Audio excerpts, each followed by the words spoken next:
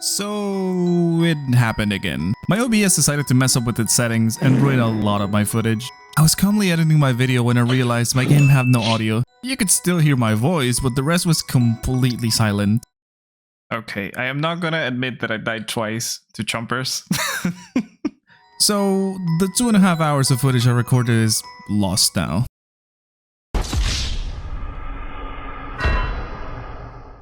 And since Darkwood has no way of returning to previous saves, then sadly, that's it. The series is over, I guess. Yeah, right. Yes, it's true, Darkwood has no way of going back to previous saves, so whatever I did in those 2 hours of footage, which was totally not me dying over and over again, would be lost completely. But, I'm CJ. I'm literally built different. I'm not gonna simply leave the series there. No. So I took it upon myself to play the whole game again, until I reached the point where I was before. More or less. I literally speedran the entire first chapter to be able to show you everything you would have missed. So hey, leave a like on this video and consider subscribing to my channel. That way I'll know that all this effort was not in vain. And with all that out of the way, let's go back to Darkwood. Okay, so now that that crap's out of the way, yeah, we're back here now. So, I pretty much did the same that I did before this thing happened. As you can see, I haven't searched the house because I just came out of the trapdoor with the doctor. I know that in the last video I ended up after the first night. So yeah, you know, there's some subtle differences in here. The most important one being my inventory. I've been spending my time getting some ammo and useful things. What I want to do now is to explore again. I know a little bit of what's happening here. Like I said, I lost a lot of footage. But it's fine. The rest is pretty much the same. I choose the same perks and everything. The only different perk that I didn't choose was the one that you get exhausted after you run for a little bit. I changed that one for the other one, so it's cool. Now I guess let's get. Oh, and yeah, another thing. My days are not the same as the other ones. I was like 20 something days before. Right here, I'm at day 11. I was running through everything. So yeah. Alright, time to start exploring. Okay, so after a quick pit stop, I had to drop some things at home. I think we're gonna get the level up. Yeah, there you go. Okay, so I guess you can see I'm not the same level as I was before, but hey, I mean, it is what it is. As always, weak regeneration and vitality.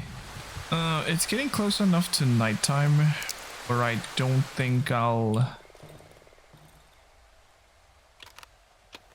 go out for this night.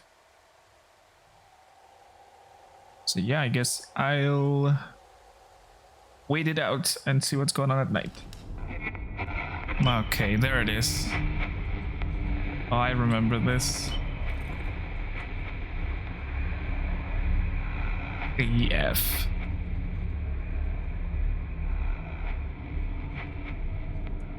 Oh boy.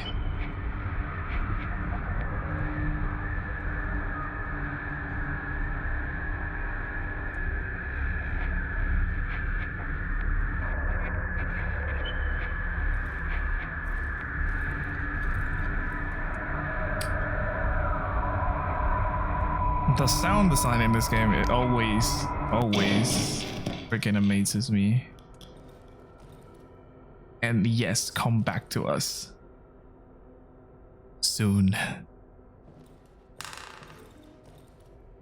I'm close. What? I still don't know.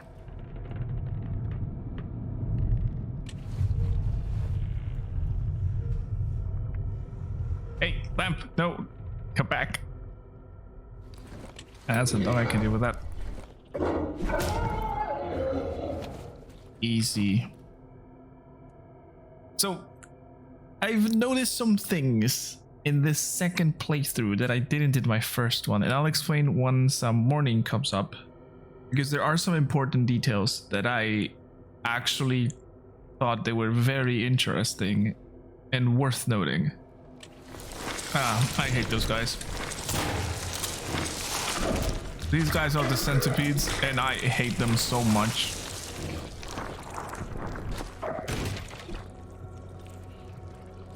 They just come out of the ground and lunge at you, and you can not like avoid these. And I wasted a shotgun shot for that, which sucks.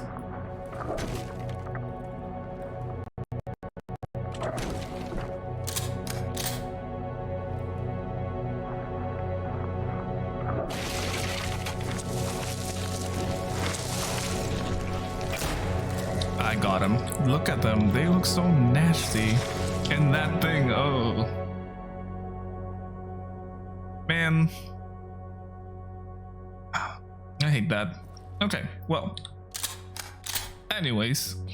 Now, we have the new trader, which is the 3 that are right there. They will give us our useful things. The 3 visitors stare at me in silence, as if waiting for my move. I can only hear the heavy breathing of the tallest figure, holding a giant bag. As the tallest figure opens the bag, the room is filled with an intense smell of mushrooms. Apparently they wish to give me something. There is? Oh boy, oh boy, oh boy, okay.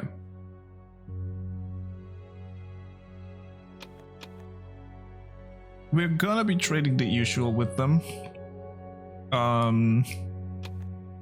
Which is ammo, and I'm not gonna be trading consumables, because I know for a fact there's a lot of enemies in here that will make me not need any consumables.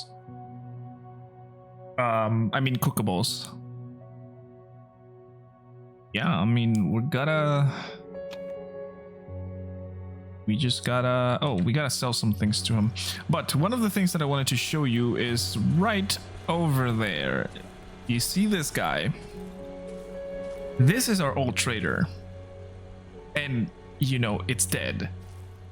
Now normally you would say, hey, this is very sad, and I agreed on the first time I played this, but upon closer examination, obviously this is a man wearing a helmet whose head has been severed. If you search it, you find this weird book, which is just like a notebook covered in mushrooms. This key, which is the key to Tunnel 21, the key that we needed, and obviously his head. Someone scratched the word liar on the helmet's viewfinder, and I thought to myself, well, okay, so did the guy took the key and was trying to run away? The doctor like catch him and, you know, killed him or whatever? But if you actually do a little bit of thinking, how can this guy would have gotten to here if we were the only ones that had the key that, you know, obviously the doctor took away from us, and with the doctor's help we were able to just come back to the swamps? Like, how did that happen? And then I realized something. The trader had a second key. That's why the visor on the trader says liar. He has been knowing that he has had a key this whole time, and he never even told us. And obviously he didn't want us to leave, so I don't know if I feel sad about the trader now. After all, trading has been done, I'm gonna craft myself a torch, because I found a couple of things with this black goo substance that I need to clear out. Also, I need to cook this meat so we can be at the same level that we were before. Let's go do that. Aha, there it is.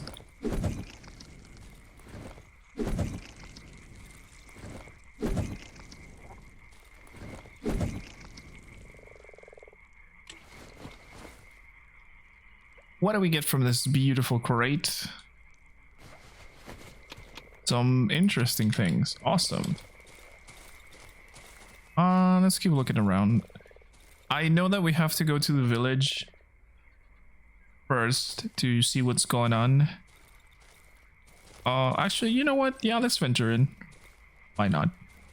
Oh. Hello? I don't think I found you. Oh, wait, the doctor. Oh, yeah, you're not looking okay. You again. What do you want from me? You want to put me in front of a firing squad for desertion? The doctor snorts ironically, hiding his irritation. I'm not going anywhere with you. I'm too close. I can hear her, just as if she was standing beside me. My little... With shaking hands, he reaches for the cigarette butt between his yellow teeth. I'm sure someone is waiting for you too. He spits out the rest of the tobacco. Oh yeah, right. I forgot. I need to... This guy serves as a little trader, but he only has like these things, which are not that great. Let's show item. Why are you showing this to me? You better tell me how to get there. Okay. I used to come here to treat people. I pulled out kids' milk teas, delivered babies, and then came to diseases I've never even heard of. I was the only doctor in the area. You caught us off from the outside world. Okay, I didn't do anything, first of all. First you, then the woods. No help from anyone. Last time I came here was 3 or 4 years ago. Then the trees blocked the path. Doctor looks around the area. It's different now. The fields are flooded. Everyone in the village is dead. So much work. For nothing. Okay, so first of all, I wasn't the one who did that. You guys are kind of crazy. I've realized something. It came to me when we were walking through the tunnels. You're like a disease. You and your kind. Okay, that's not nice. The doctor takes a step back as if he was afraid of me. At the same time, a sinister smile appears on his face. You don't belong to this land. You weren't here when the forest was born. You're a splinter, a foreign body, a vagabond. And them, the forest, and everything else here, these are the antibodies. Even the morons from the village, raging white blood cells in an infected bloodstream. That's the reason why you hide from us. Huh. Doctor is visibly pleased with himself and his theory. His hands are no longer trembling. He produces a hand-rolled cigarette and lights it. Logical, isn't it? I mean, well, in that point of view, kind of, but I don't think I am the disease that caused all of this. I mean, you guys have clearly a lot of issues. The peasants broke through the wall of trees. I could not believe my eyes. I tried to do it many times. I couldn't manage to cut the trees fast enough. It was as if the woods were healing the scars. The motherfuckers were growing back right in front of my eyes. I was afraid I would get stuck between the trunks.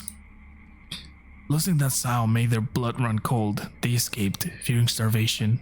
Doctor smiles and he puffs a cigarette. Out of the frying pan and into the fire. They have a camp in the old quarry in the southern edge of the swamp. Ooh, okay. So that's where we need to go. Some of the flooded areas hide underwater passages. I recently fell into this underwater den in the northwestern edge of the swamp. I have no idea where it leads. I'm a shitty diver. I've seen a similar one in the northeastern edge of the swamp. Okay, so are those like teleport points maybe? Like the holes in the village? That could be interesting. Thank you, Mr. Doctor. Please don't go completely insane. And I stepped on a mushroom. Thank you. Oh, crow. Something must have scared them off from the huge tree crown towering over the village. Map. The ruins of an old cottage has been marked on the map. It contains a caption. Holes. Worth checking out. Oh, okay. What do we get with the shrine? The figure of a shrine bears the sign of teeth. It's partially eaten. Okay. Did you eat that, doctor? That's not good for your health. I hear a lot of things happening that I don't like.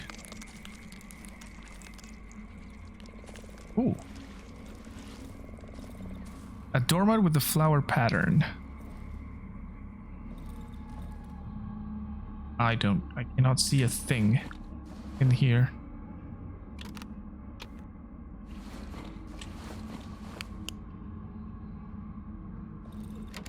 It's locked. Okay, so I need a key for this door. I mean, there is signs of life because of the fires over there. This door is barricaded. I can see that. Oh shit, mushroom man. Oh god, run, run, run, run, run, run, run. No, no, no, no, no, no, no, no, no, no, no, no. Alright, awesome. Listen, man, we were friends before. Don't do this to me. Whoa! Okay. Yeah, no thank you, tree. I do not want to, whatever you're trying to give me. Oh god, oh god, oh god, that's one of them. Fuck it. Oh. I hate the swampers. I hate them so much. So as soon as I see them, I just shoot. I don't even care about it. Oh, destroyed painting. Okay, that is not fun to watch. Oh, who are you? I am okay, I'm gonna talk to you, my friend. Fish. Okay, what can I drop from the fish? I actually can stack these. Awesome. Right, Paul. Let's talk. Wait. Bloody hell, you're alive. The old man extends his hand, blindly trying to reach me. You're not from around here, eh? You cannot be, All them lads are dead. It's only me and... He finally finds my arm and grabs it. For a moment he clutches my hand in silence. Then I hear him mumbling under his breath. I don't have anything, mate. Only this chair, bloody hell. His gaze stops under where the leaky barn... his gaze stops somewhere under the leaky barn ceiling. I cannot read. What? The old man suddenly jumps up. What are you saying? I feel his long fingernails digging into my hand. Ow. That's not fun. Ain't no fucking tree that. It looks like a tree, but those faces. I know him buggers. Every single one of them. So close and so fake. They're not real. They're not. From time to time I thank God I went blind. I don't have to look at them. Look at who? The old man lets go of my hand and leans against the broken back of the chair. He sighs with relief. It disgusts me. It fucking disgusts me. This buggery, this fucking scum. All the time I have to listen to this pathetic blabber. Complaining all the time. As if I were supposed to believe it's human. That is me, Soka. Yeah, right. He suddenly reaches towards me with both hands, almost falling out from his chair. He grabs onto my sleeve. I feel all his weight on me. You, lad. You've got your hands and legs. Strong arms. I beg you, get rid of that filth from my village. I can bear another day with that abomination, wailing and sobbing. I want to die in peace. Fucking hell, I want to die in peace. Listen to me. I thought about it for a long time. I've had a lot of time to think, for fuck's sake. His eyes widen, his pupils are milky white. I can feel him climb in my coat. We need to find the basement. Yessiac's basement. I remember it. It's right next to the tree. The tree's too large, so if you can't reach it from the top, you've got to try from the bottom. Find the basement, and there, surely you'll find the tree's roots. The bloody thing must have roots. That's where they are. Destroy them, pull them, drag them, twist the fuck out of them. You'll find a way, eh? I know you will. The old man slides down my coat straight into his destroyed wheelchair. For a moment he searches for his stone, which he uses to prop himself up against the muddy floor of the barn. Thank you. Thank you. Okay, let me show the item. The old man grabs the photograph, views it, then takes out a small glass object from his pocket and puts it to his eye. The road. The road home. What a load of bollocks. The road into madness is what is. Huh. Years ago, when me eyes were good, people used to pass through here. They would leave their huts and go there where the dim tree grows.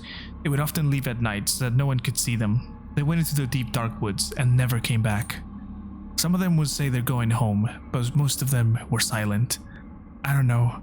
The land has changed. The tree has cuts off from the rest of the world, but home for me has always been here. Then that monstrous moaning abomination grew out of the ground. It blocked the passage, and all that's that. No one has managed to pass through since then. Maybe people found some other place. Maybe they died at the swamps, just like us. Huh. So the town has a moaning abomination that looks like a tree. If you come across some wheels, 2 little wheels so I could fix my chair, maybe you could benefit from it as well. I can do that, yeah. No one lives around here anymore. Everyone is dead. Only sometimes, the man lowers his voice, sometimes I hear footsteps. They wake me up at night.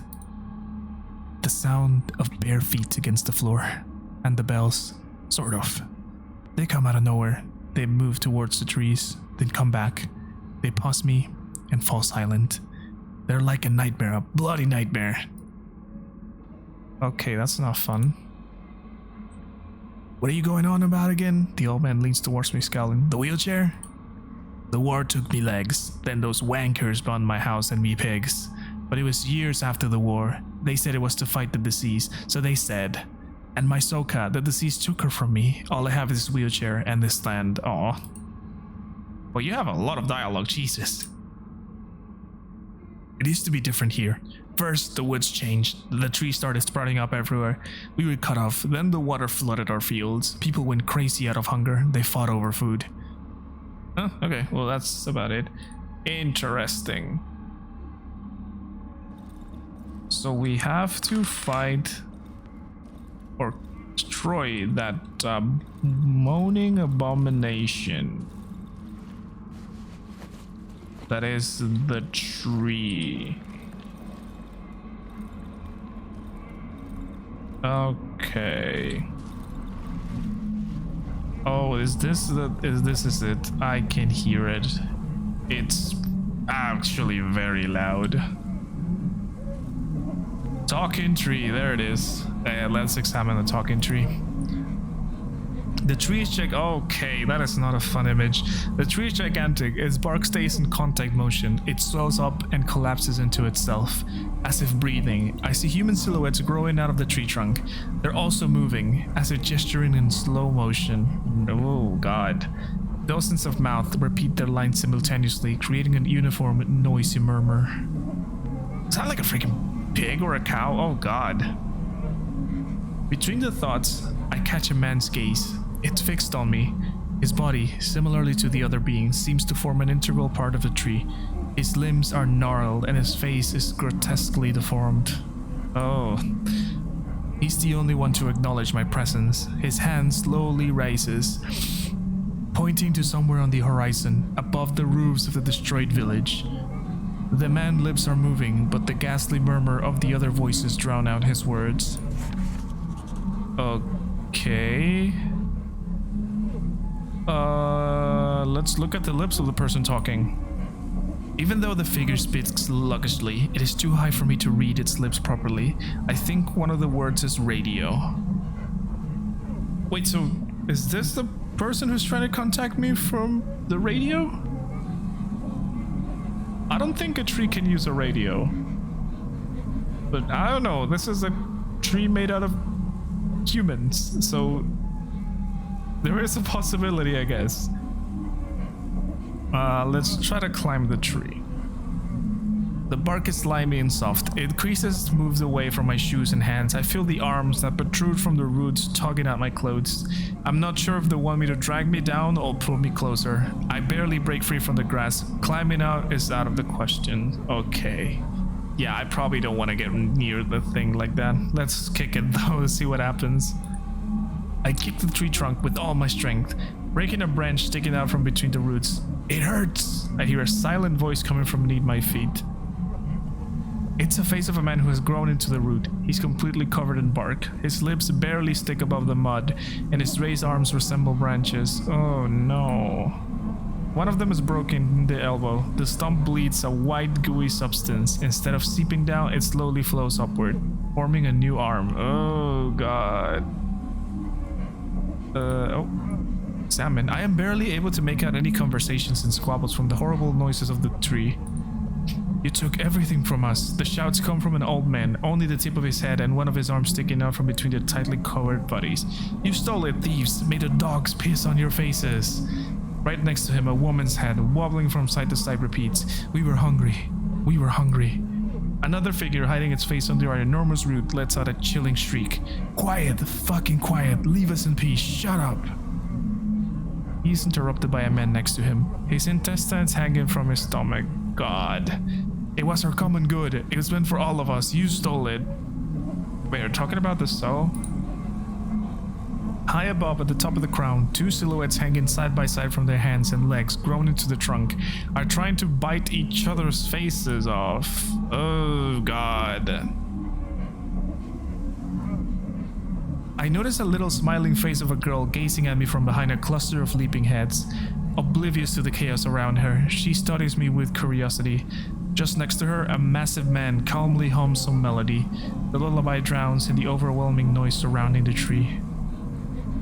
This is messed up, dude. I need to get rid of this thing. Oh, gosh. Okay, well, after a little bit of searching around, I found some useful things to survive. The enemies in here are tough. As you can see, my HP is not doing well at all. So I was gonna hole up here and just try and do my best to survive. I need to grab my planks and barricade this whole place, but we'll see what the night brings.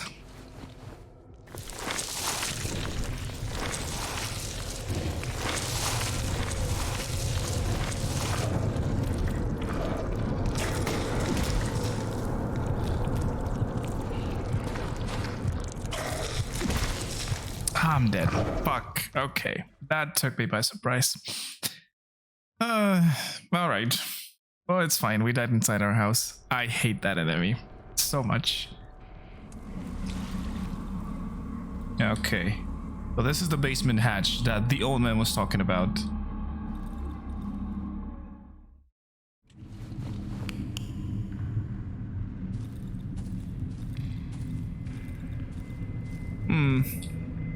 I do remember this place.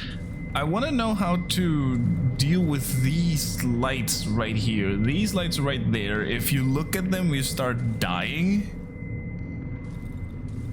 Maybe we'll find a way. I haven't found it yet. Oh yeah. Trees start talking to me. This is creepy as hell.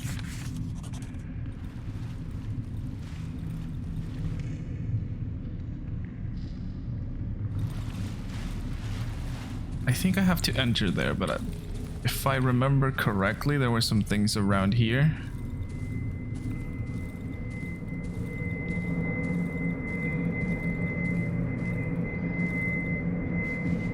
Yeah, there you go.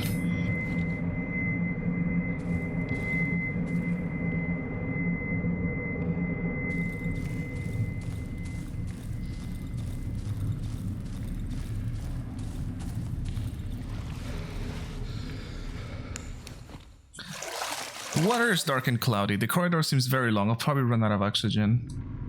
Yeah. Yeah, so this, I'm pretty sure, if I remember correctly, is when we go back to the old man to talk to him, and he's gonna tell us to go get the elephants, I think they were called,